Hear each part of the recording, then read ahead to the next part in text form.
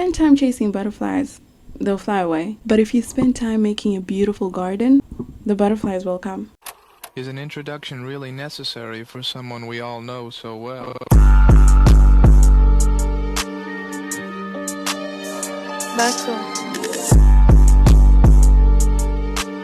Hi everyone, my name is Chelsea and welcome to the very first episode of my YouTube channel, podcast.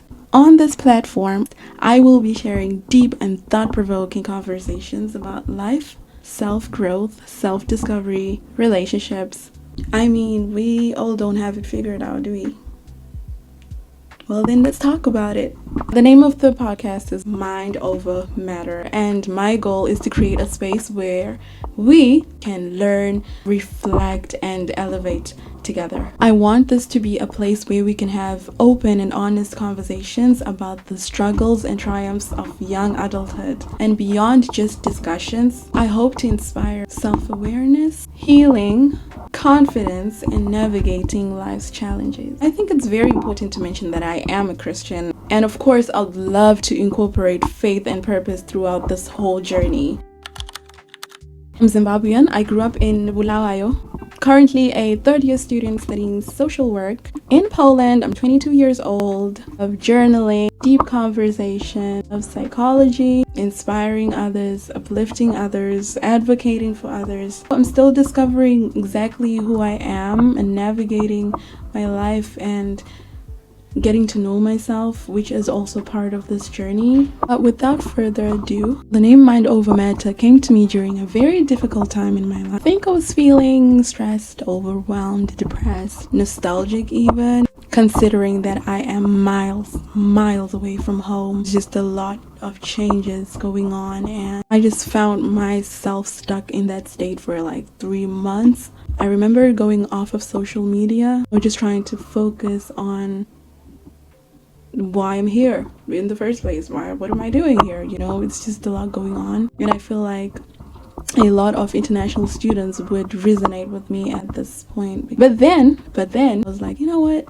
There's only one way. There's only one way to actively cope with this, and that is to shift my mindset, rise above what I was going through. And that's when it hit me that overcoming challenges starts in the mind. Diving deep into what investing yourself truly means and how important it is and why you should do it in your early to late 20s. How do you do it? How do you invest in yourself? How do you know you're investing in yourself? Think of your life as 5 gardens, right?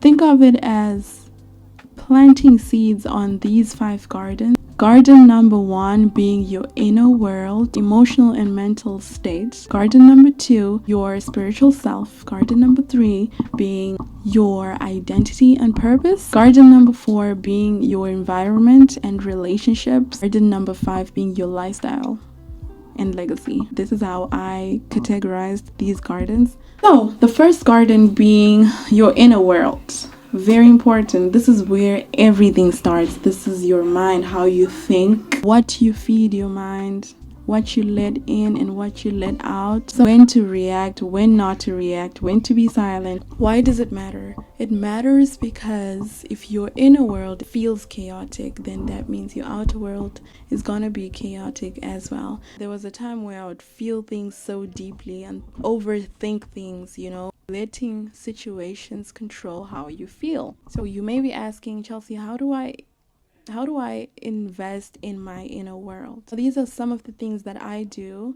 to invest in my emotional and mental well-being. It's journaling your thoughts. Some people don't journal only, but they talk to someone. Sometimes even sitting down with yourself, asking yourself, why am I feeling this way? Surrounding yourself with calm people or honest people, because of course energy is contagious. Sometimes people use reading or drawing or running, swimming, which kind of also benefits you physically, but we're gonna get into that. Jumping on to garden number 2. This part is your spiritual self. It's very important because having a relationship with God has to be the most powerful forms of self-investment, because if your relationship with God is strong, that means your life is aligned, your spirit is aligned, your mind is aligned. It basically grounds you when life feels confusing. So when your spirit is aligned, you regulate peace. You become magnetic.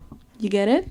Alright, so on to garden number 3, which is identity and purpose, right? Basically just who you are. If you don't know yourself, if you don't know what you stand for, then that means you are driven by anything and anyone, right? I remember the time when I used to accept less because I didn't know what exactly I was worth. Setting standards, knowing your boundaries, knowing when to say no, the things that don't align with you. And that also means leaving behind the people-pleasing traits that you may have, knowing exactly what you want. If you don't like it, then don't do it.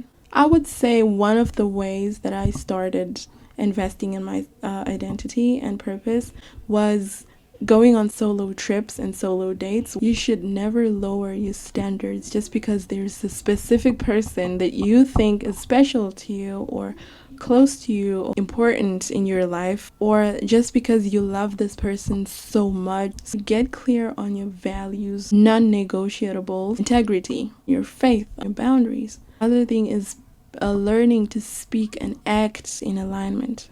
Building something that reflects you, for example, hobbies, learning new skills. Each and every skill that you learn adds value to your name. Let me say that one more time.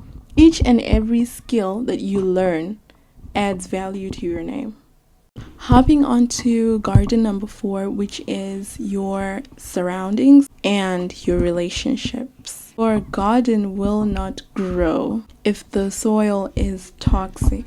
People hate when I talk about this because we get ourselves into toxic relationships, friendships, and we think we're actually going somewhere in life. We think, oh, maybe we're just gonna figure it out later, but in the meantime, actually dragging you behind. It's draining you, it's draining your energy, and you know exactly what I'm talking about. Why does it matter? Because your environment, the people around you shape your growth.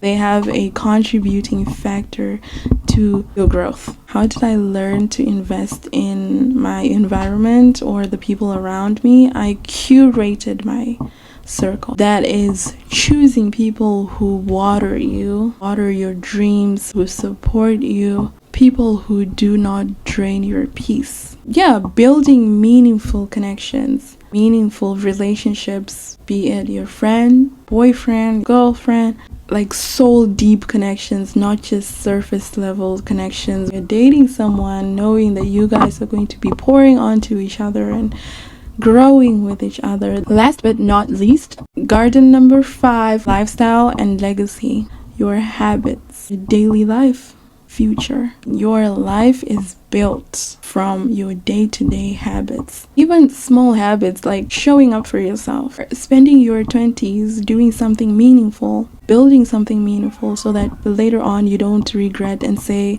I should have done this, Even planning your finances so that you don't spend thrift or waste money on things that you know you probably won't use or that you're probably gonna give away, and then now you're just there like, that was a waste of my money. Sometimes it's also getting rid of bad habits. Other thing is staying consistent with taking care of your body. Staying consistent always brings results. At the end of the day, investing in yourself is not about becoming perfect. It's becoming aligned. Taking care of your inner world, taking care of your relationship with God, maintaining your identity, maintaining your environment, maintaining your lifestyle, little by little, every single day. When you start doing that, you stop chasing what is meant for you. You'll start attracting things that are meant for you. All of a sudden, you're gonna find the right butterflies, people, business opportunities, the right career opportunities, right experiences. This is just the beginning of this journey with me, and I am super excited. If this specific episode spoke to you in some way, feel free to share it with someone who may need it. Also, don't forget to like and subscribe. It will definitely really support the space that we're building together. So, thank you for being here, and see you in the next episode.